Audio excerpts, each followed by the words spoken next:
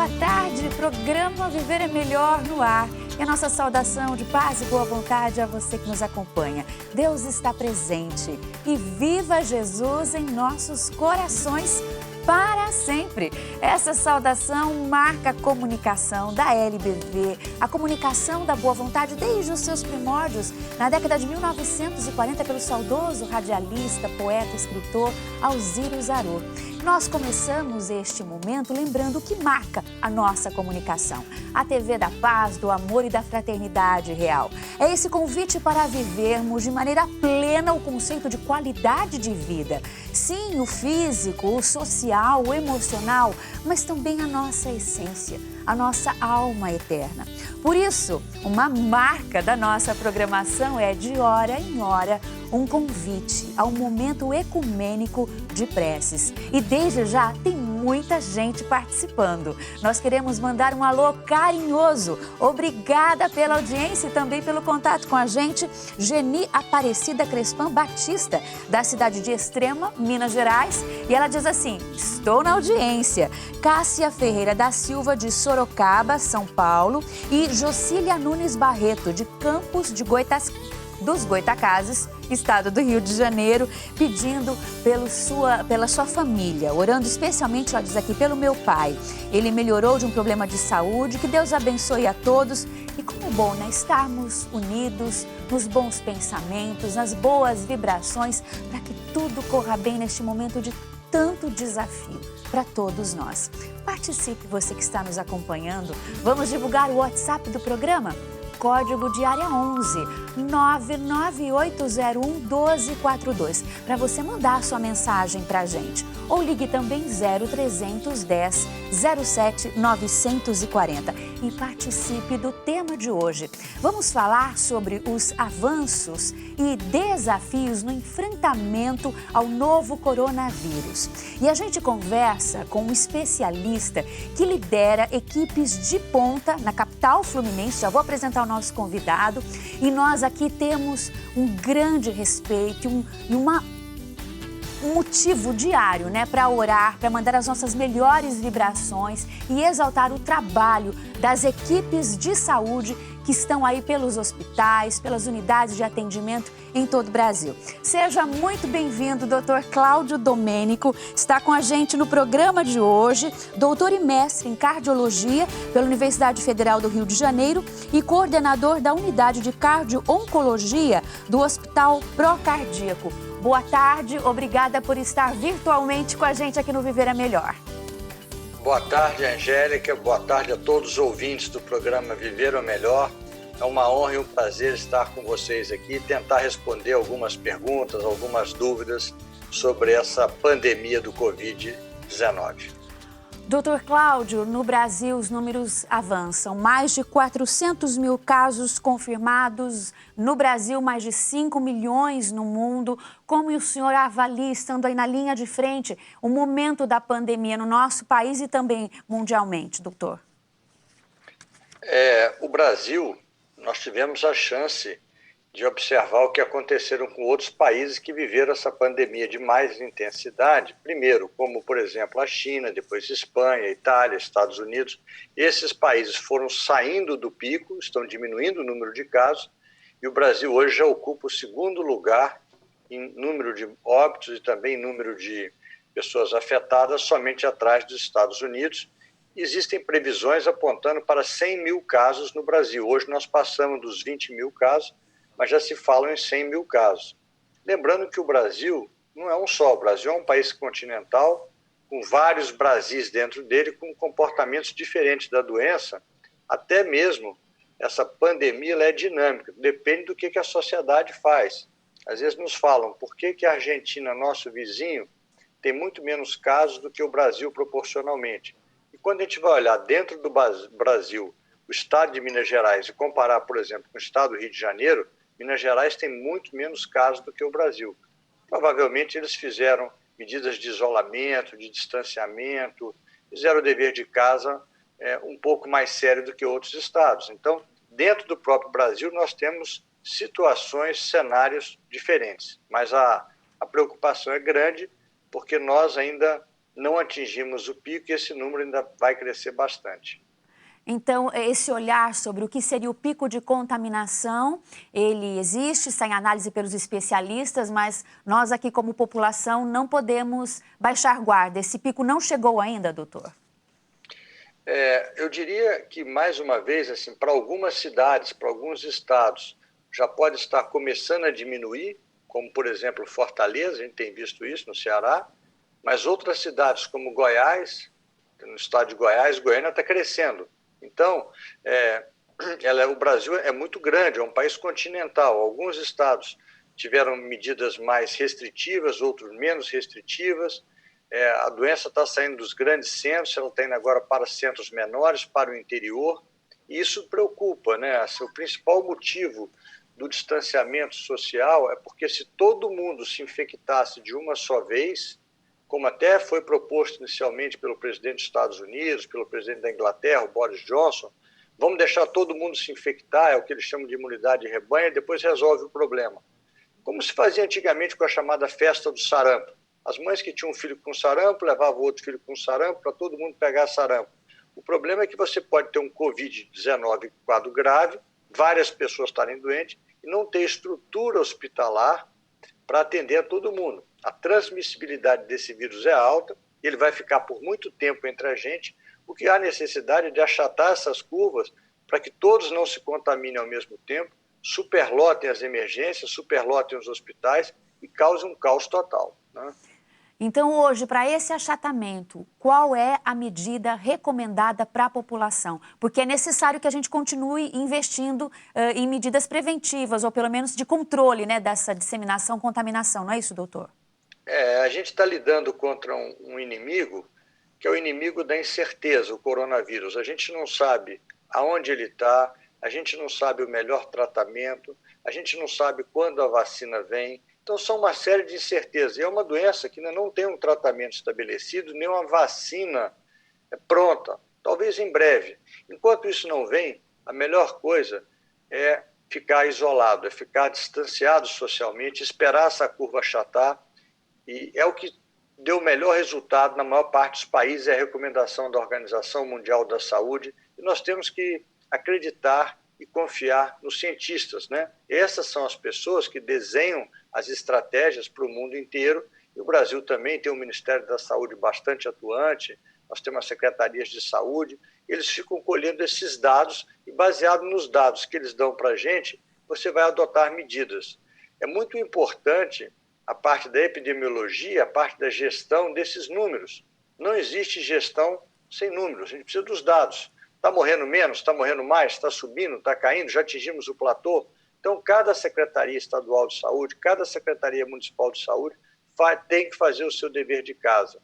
Tem uma frase muito famosa atribuída a um estatístico, William Deming, que ele dizia: em Deus eu acredito, nos demais assuntos eu quero ver os números. É isso que nós temos que fazer. Talvez a realidade do Rio de Janeiro seja diferente de Belo Horizonte, e é diferente do Ceará, de Fortaleza. Então, as secretarias municipais, estaduais de saúde trabalham organizadas junto com o Ministério da Saúde, e aí pode ser que algum estado já esteja diminuindo o número de casos e o outro está subindo. Mas o Brasil, de uma maneira geral, ainda nós estamos na fase de ascensão da curva. Então, essa conversa, né, com as famílias, como a gente faz esse momento aqui pela Boa Vontade TV, pelo programa Viver é Melhor, para que a gente gere, né, consciência de que, mesmo que numa localidade haja flexibilização do distanciamento ou do isolamento, a gente precisa continuar se cuidando. Então, o isolamento e o distanciamento são as formas da gente controlar o contágio da doença. Exatamente. À medida que algumas pessoas vão sendo expostas, à medida que algumas pessoas vão sendo infectadas e ganham imunidade, essas pessoas poderiam ser liberadas. Em alguns hospitais, por exemplo, médicos que tiveram o quadro de Covid-19, que fizeram a chamada soroconversão, geraram anticorpos, chamado IgG, não tem mais o vírus no nariz, eles são transferidos, às vezes, de certos setores para trabalhar em unidades de terapia intensiva, porque eles já foram expostos, já tiveram a doença, eles têm muito menos risco do que aquele outro colega que não teve. Então, para isso, o ideal era que a gente fizesse uma testagem em massa, como alguns países asiáticos fizeram. A testagem em massa permite você separar quem está doente, quem está imune e quem não teve a doença. O problema é que isso é caro. Volto a dizer, o Brasil é um país continental, nós temos mais de 5 mil municípios, nós temos populações ribeirinhas, nós temos grandes centros, temos comunidades. Então, essa estratégia de testagem em massa, que seria uma estratégia muito boa, num país do tamanho do nosso, com sérios problemas sociais e econômicos, não pôde ser implementada ainda, mas é uma boa estratégia, né? Doutor, o senhor falou sobre a imunidade. As pesquisas mostram que é possível, tendo contato com o vírus, desenvolver imunidade, a possibilidade de se reinfectar com a doença futuramente.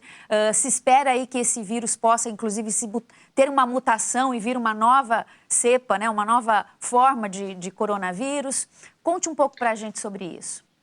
É importante ressaltar, às vezes a gente pega pessoas, casais, o marido ou a esposa teve o coronavírus grave, ficou internado, e a esposa que convivia com o marido fala assim: Domênico, isso são casos reais, né?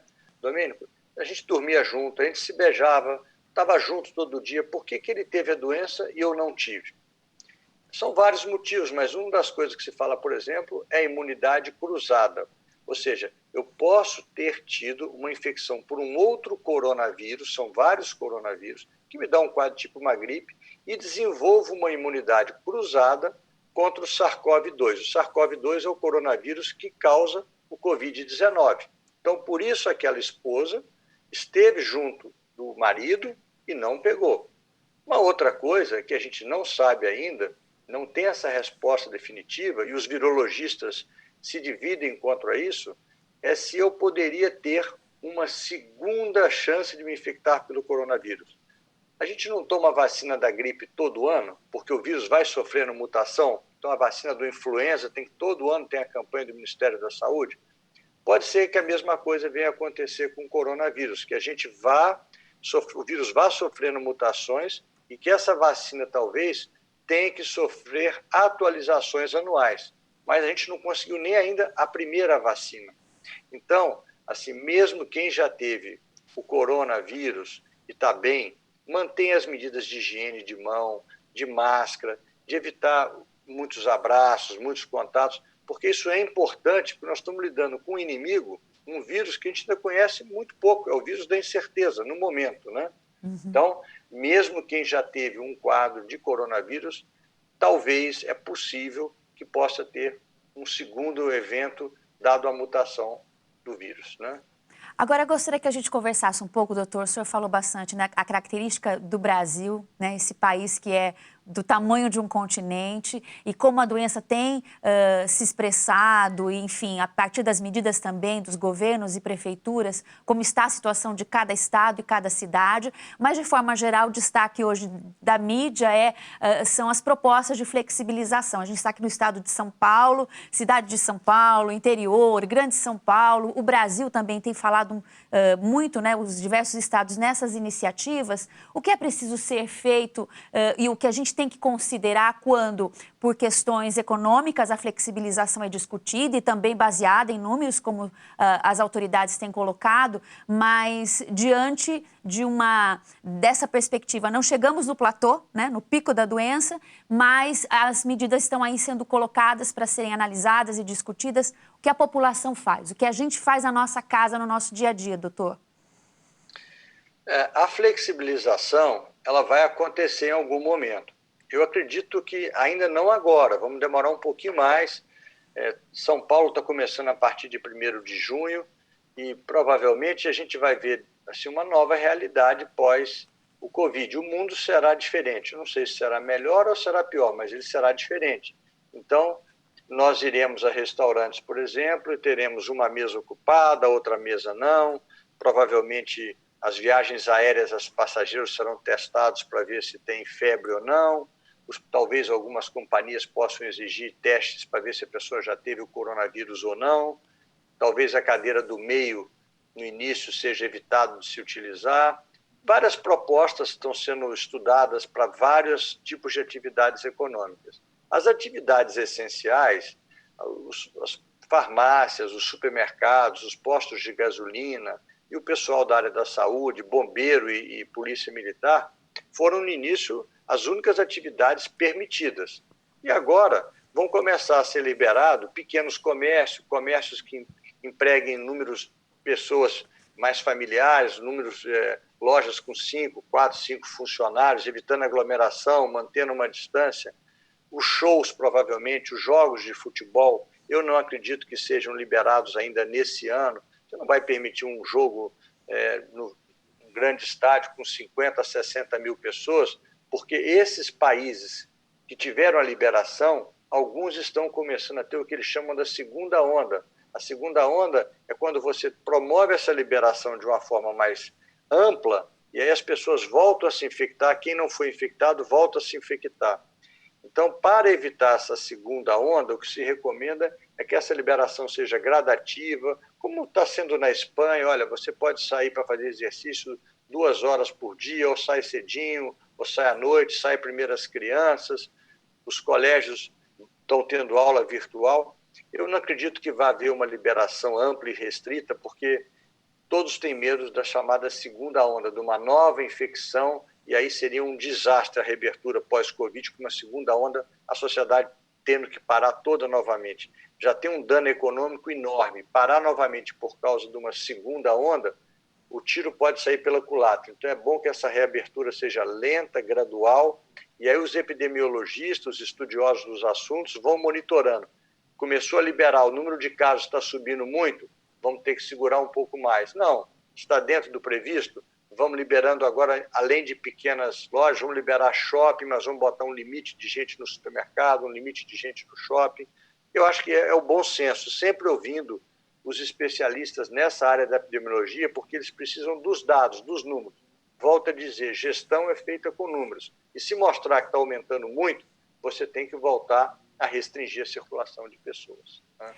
Em relação ao conhecimento do vírus, sobre a doença, a Covid-19, está crescendo bastante, são muitas pesquisas sendo realizadas em todas as partes do mundo, em todos os centros que atendem, não é, doutor? O que o senhor tem para nos contar sobre? Ontem nós tivemos a oportunidade de participar de uma reunião virtual como essa que eu estou tendo com você, discutindo casos de Covid-19, da gestão, do planejamento, dos comitês de crise, o que aconteceu nesses 60 dias. De forma assim, bem transparente, de coração aberto, todos nós, no início, quando começamos a lidar com o Covid há 60 dias atrás, nós ficávamos com medo, temeroso. Hoje nós já lidamos com essa situação de uma forma mais tranquila. Tranquila em que sentido? Nós já apanhamos muito, nós estamos aprendendo, já sabemos identificar alguns fatores de risco, alguns pacientes que vão evoluir mal, a droga que a gente vai usar, em que momento vai usar.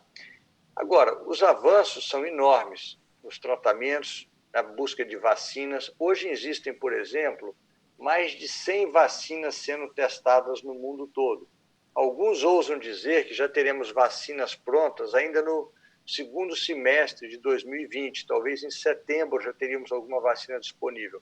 A grande maioria acredita que essa vacina chegará para o início de 2021, primeiro semestre. Outra coisa é o tratamento, né? A gente não tem um tratamento eficaz, né? Nós usamos várias recomendações, vários protocolos, mas não é uma droga que você fala, isso é uma pneumonia bacteriana que eu dou esse antibiótico, eu sei tratar e acabou. Nós fazemos tratamentos de suporte.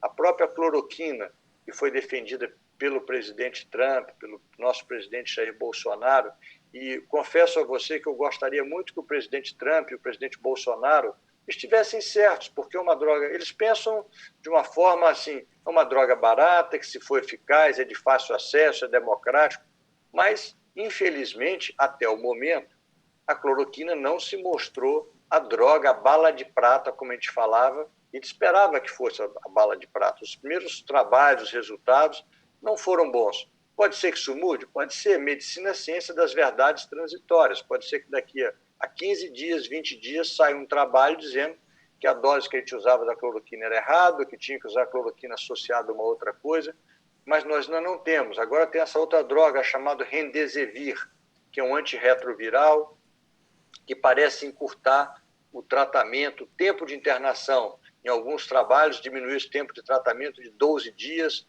para 8 dias. Quem sabe no futuro você vai associar 2 ou 3 retrovirais e vai ter um tratamento, igual existe o tratamento para hepatite C, igual existe o tratamento para AIDS, que são doenças virais também.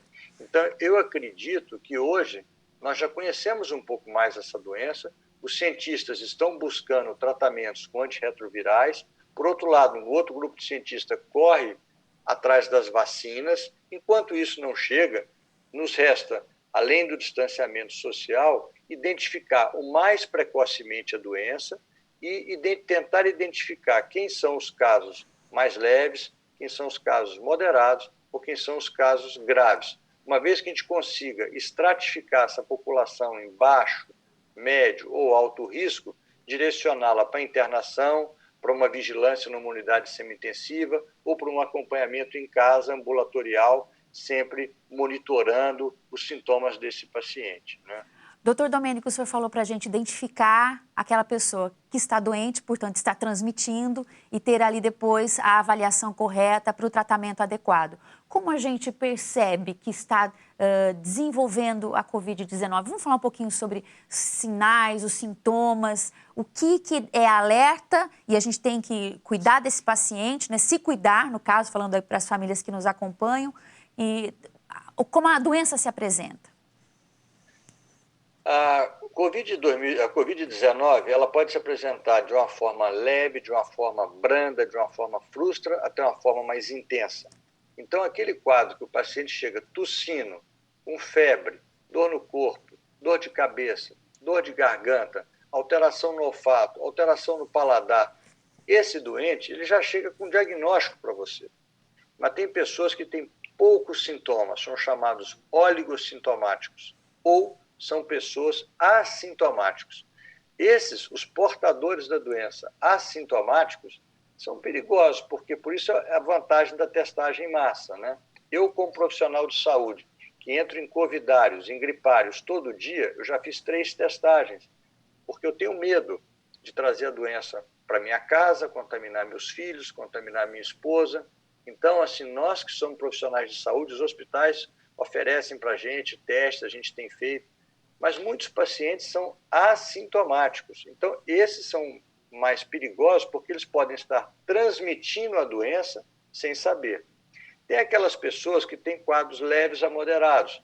Domênico, eu estou com uma dor no corpo, tive uma alteração no paladar, no olfato, um pouquinho de dor de cabeça. O que você faz? Nesses casos mais leves, você mantém as pessoas em casa.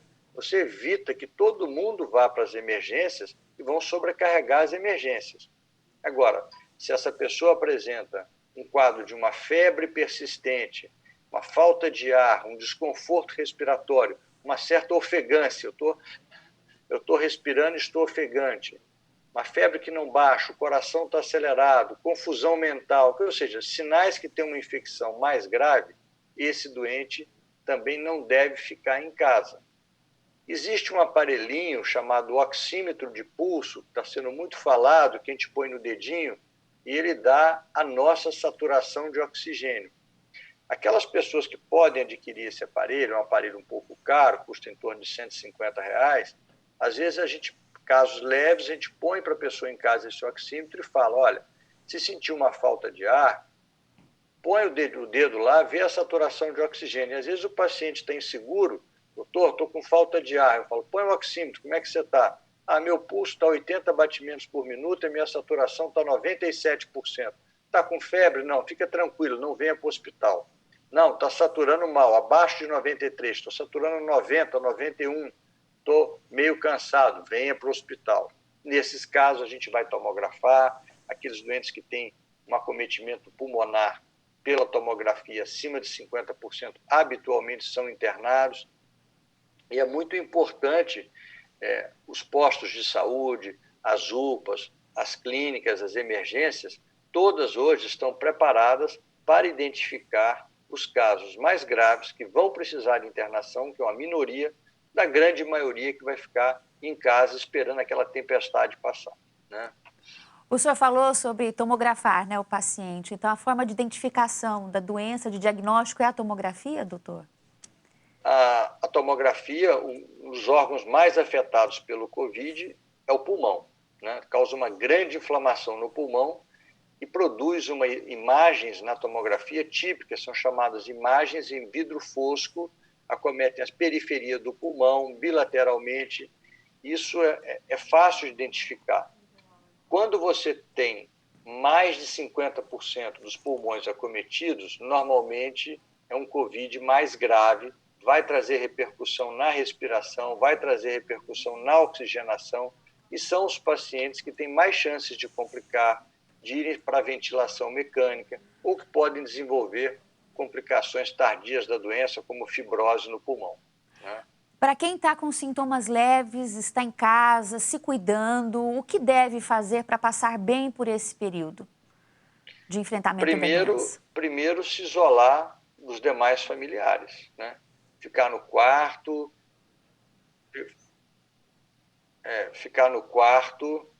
isolado, usando máscara, pegar sua roupa, botar num saco plástico, botar isolado para lavar, abrir a janela, parejar o quarto. Se possível, tentar fazer um exame daquele do nariz, depois de 15 dias da doença, acabando essa quarentena. Quando esse teste do nariz vem negativo, significa que você não tem mais o vírus no nariz, que você não está mais transmitindo, e aí você poderia sair da sua quarentena. Doutor Domênico, a Raquel de Carvalho mandou para a gente uma mensagem aqui pelo WhatsApp. Ela diz: tenho pais idosos.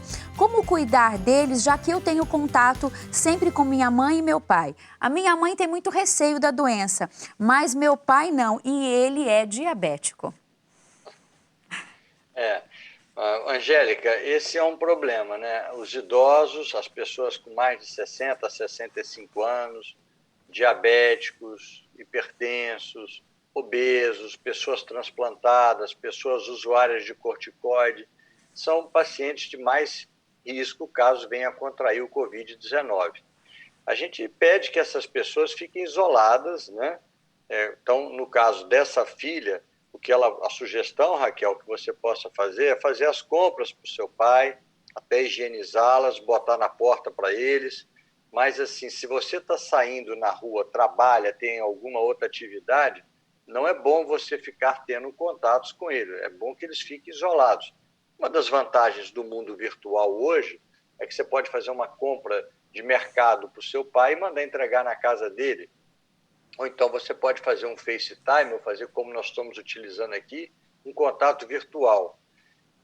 É um período de sacrifício para você ficar longe dos seus pais, para eles ficar longe de você. É ruim, com certeza, mas também pode ter certeza que tudo na vida passa, tanto os momentos bons como os momentos maus. Esse momento ruim, mau que nós estamos passando dessa pandemia, que é uma coisa triste para a humanidade, vai passar também. Daqui a pouquinho você vai estar abraçando os teus pais, vai estar junto com eles, mas o ideal é que eles fiquem em casa, isolados, e você faça as compras via internet, mande entregar, higienize para eles, deixe eles o mais isolados possível, é a melhor conduta em relação a eles, né? Doutor Domênico, e que dicas, que orientações para quem mora numa comunidade onde há por si só, né, uma aglomeração de pessoas e onde os desafios, inclusive, para o distanciamento social, eles estão sendo mostrados dia a dia. As pessoas vão para as praças, vão para as ruas, vão para as feiras livres, não mantêm um distanciamento adequado. Então, que dicas a gente dá para essa população e para quem está nos acompanhando neste momento que possa fazer para colaborar? É onde, inclusive, a doença tem avançado mais, não é? Concordo, assim. A gente entende, assim, o problema dessas comunidades, mas a mensagem que eu daria seriam duas medidas relativamente simples e baratas. Não adianta a gente querer estabelecer rotinas, sugestões caras. A primeira é lavar a mão com água e sabão, porque o álcool gel às vezes é caro, mas água e sabão é muito eficaz. Lavem as mãos. Bactérias, vírus, não tem asa, bactérias não voam. Quem leva bactérias somos nós.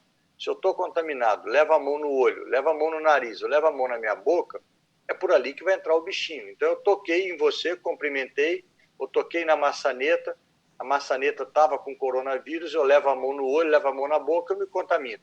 Então, usar a máscara, evitar levar as mãos aos olhos, ao nariz, à boca, e lavar a mão com água e sabão. Eu sei que álcool gel é caro, estava um preço absurdo, muitas pessoas explorando com isso, inclusive, e evitar aglomerações, né? Então você fica em casa, tenta usar uma internet, tenta fazer um programa, assista um programa de TV, faça uma meditação, joga um jogo de cartas, vai ler um bom livro.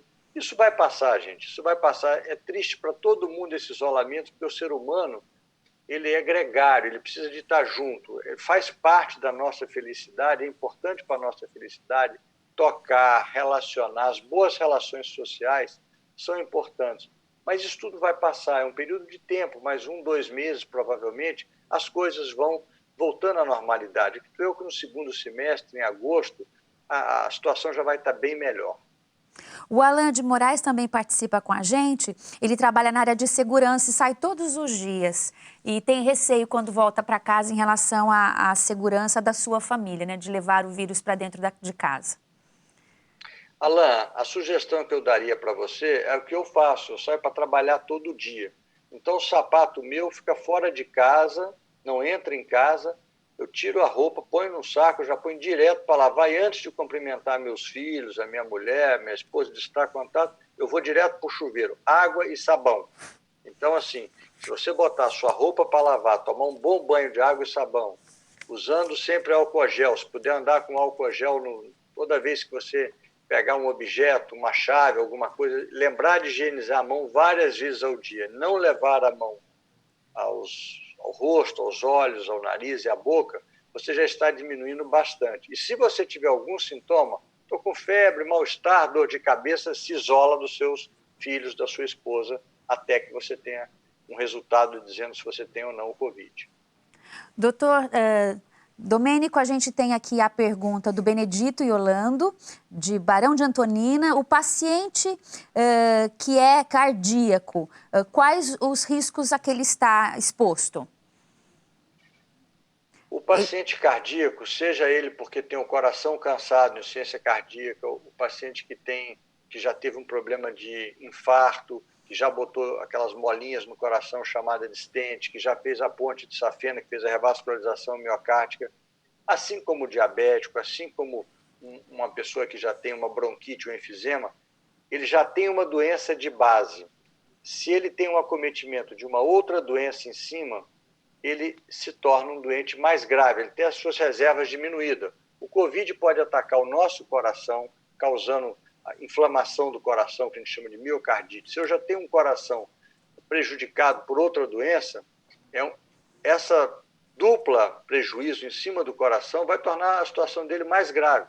Então, assim, cardiopatas, portadores de doenças cardíacas, diabéticos, obesos, idosos, pessoas que fazem tratamento para câncer, pessoas que tomam usuários de corticoide, essas pessoas têm que ficar mais isoladas, têm que tomar asmáticos, têm que tomar um cuidado redobrado para não se infectar. Sim, doutor Domênico, o Benedito ele pergunta especialmente também sobre stent. A pessoa que tem stent é considerada uma pessoa cardiopata? É cardiopata, ele tem uma cardiopatia isquêmica, ele teve um entupimento, Benedito, um entupimento numa artéria, aquele seu caninho, a sua artéria estava entupida, teve que botar uma molinha para abrir, é o stent. Então, é uma cardiopatia isquêmica. De Belo Horizonte, Minas Gerais, o José Mendonça Filho participa com a gente. Obrigada, José. O exame de sangue nos dá o resultado se somos pacientes assintomáticos? O exame de sangue, ele faz basicamente 2 testes. São as sorologias, uma se chama IgM e a outra se chama IgG. A IgM é um marcador de fase aguda. A IgG é um marcador de cura, você vai fazendo a soroconversão. Então, José, no início, eu tenho a IgM positiva, dura 7 a 10 dias, vai ficando positivo. Depois, os títulos de IgM vão caindo e o de IgG começa a subir. Normalmente, depois de 2, 3 semanas, você já tem níveis altos de IgG, eles sobem, significa que você fez a soroconversão, e a IgM, você já não tem mais a doença na fase aguda. Então, você teve o contato com o vírus, desenvolveu anticorpos, e o pessoal fala uma brincadeira. Antigamente, eu queria ter um carro caro, um carro chique. Hoje, eu quero ter IgG positivo, ou seja, eu já tive a doença, e a IgM negativa, não tenho mais. De preferência, com o vírus não estando mais presente nas nossas narinas. Então, a IgG positiva, a IgM negativa, você saiu da doença. Isso é que é o ideal. A gente agradece muito a pergunta do José Mendonça Filho, de Belo Horizonte, Minas Gerais. Eu trago aqui, doutor, o comentário da Isabel de Oliveira, de Paracambi, Rio de Janeiro. Ela diz assim: maravilhoso o programa. O doutor Domênico é uma unanimidade em esclarecimentos. Um abraço a todos. Então, transfiro aí esse abraço da Isabel de Oliveira ao senhor. Obrigada, viu? Isabel, obrigado pelo comentário, pelo elogio. E eu tenho uma admiração muito grande pelo pessoal de Paracambi. Só tive lá de passagem uma vez. Eu tenho um grande colaborador, um médico que é de Paracambi, doutor Marcos Vinícius Fernandes, a quem eu deixo aqui o meu abraço. Ele trabalha conosco, na nossa equipe, está na linha de frente e é um profissional do mais alto nível que a população de Paracambi pode também se orgulhar. Obrigado à turma de Paracambi. Doutor Domênico, a palavra solidariedade, ela tem soado de maneira muito expressiva para todos nós, né? Num momento de desafio de pandemia como este. E esse olhar também gentil e de reconhecimento aos profissionais da saúde, né? O quanto essas pessoas são importantes, o quanto aqueles que pesquisam e que se dedicam a crescer conhecimento na área da promoção do bem-estar, da qualidade de vida e da saúde são importantes.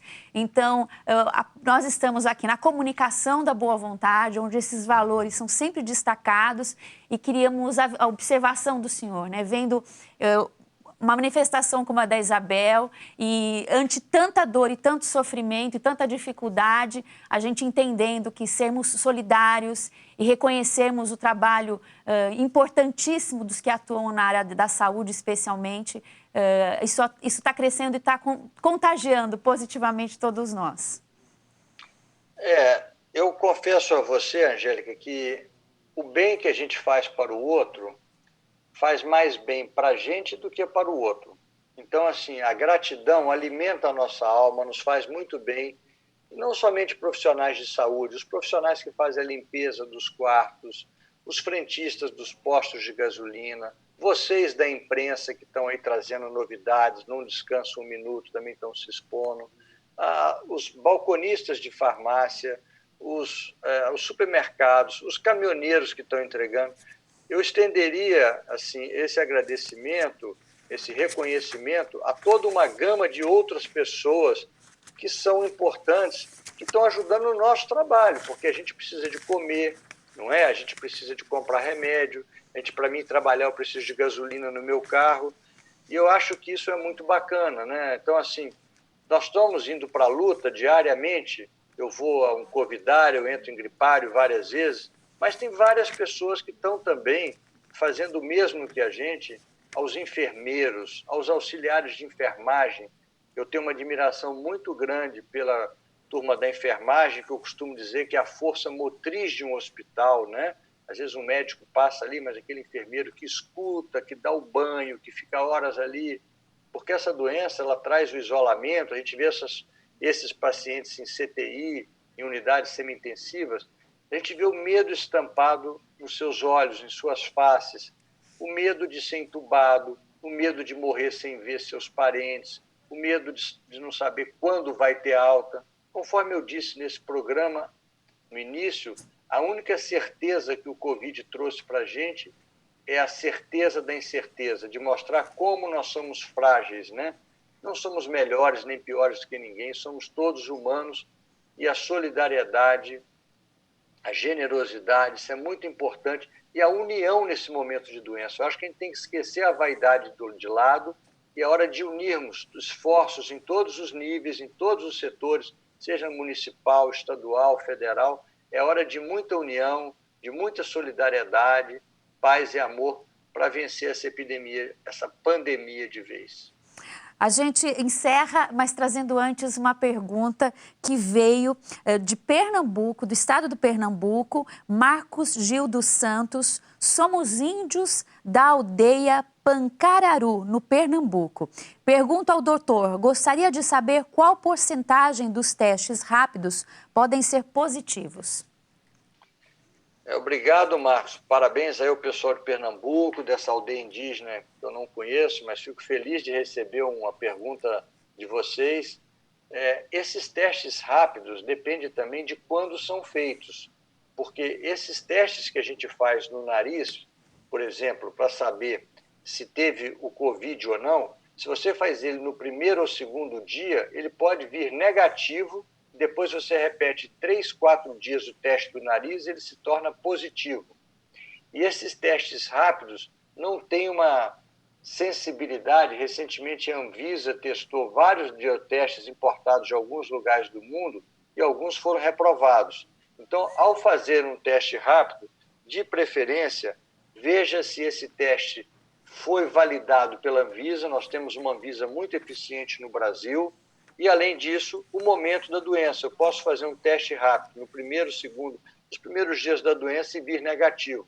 Aí eu tenho os sintomas da doença, repito o exame uma semana depois e o teste foi positivo. Obrigado pela pergunta, Marco. Não sei se eu te esclareci. E, assim, eu sei que está terminando o programa, mas aos profissionais de saúde, a gente tem visto muito quadros de esgotamento profissional, o que alguns chamam de burnout. Burn, queimar, out, que vem de fora. O que vem de fora está nos queimando, né? São pessoas que estão trabalhando, assim, vários colegas, vários profissionais nossos caíram doentes, tiveram que ir para isolamento, as equipes ficaram, às vezes, desfalcadas, né? Tanto na enfermagem, na fisioterapia, nos médicos, né? Então, é realmente uma fase que a gente está vendo um alto índice de esgotamento profissionais das equipes, né? Por isso que é importante a gente se isolar, por isso que é importante a gente diminuir ao máximo esse pico, essa curva nesse momento, até porque está todo mundo no limite de trabalho, né? Está todo mundo no limite de trabalho, doido para isso acabar. Então, paciência, mais um pouquinho, se Deus quiser, a vida vai voltar à normalidade. Fiquem calmos, fiquem seguros, fiquem isolados, que tudo vai dar certo se Deus quiser. Muito obrigada, doutor Cláudio. Uma boa tarde e agradecemos em nome da LBV, do jornalista Paiva Neto, por o senhor estar com a gente compartilhando tantas informações essa tarde. Eu que agradeço a oportunidade de participar do programa Viver é Melhor. Parabéns aí a toda a equipe da LBV. Uma boa tarde para todos e te cuidem.